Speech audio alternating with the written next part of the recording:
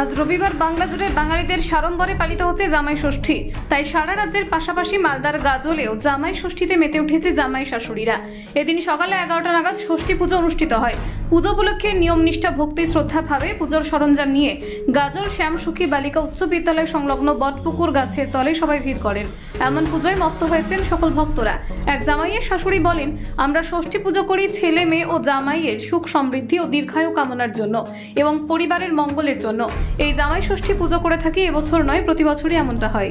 এর পাশাপাশি রয়েছে জামাই ও মেয়েদের নিয়ে ভুরি ভোজন।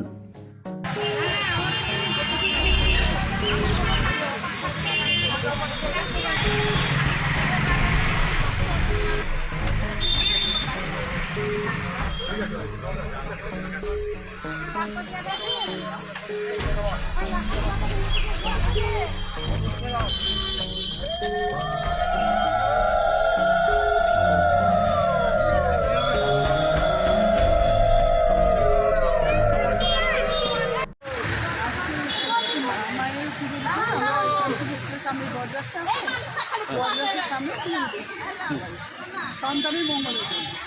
কত বছর ধরে পুজো করে আসছেন? তো মানে আমার সন্তানের জন্ম পর থেকে দেখেছি, প্রায় 14 বছর হয়ে গেছে। যে সন্তানের মঙ্গলের জন্য, সন্তানের আয়ুর জন্য। আর এই পুজোর নিয়ম কানুনগুলো কী রয়েছে, কীভাবে নিয়ম কারণ এখানে আসে পুরোহিত আছে, আমরা শুধু ডালা নিয়ে আসি, নিয়ে এসে পুরোহিত পুজো দিই, পুরোহিতকে দক্ষিণা দিয়ে আমরা কোথা থেকে আসছেন? ডালা আপনার নাম? তাপসী মহন্ত দাস।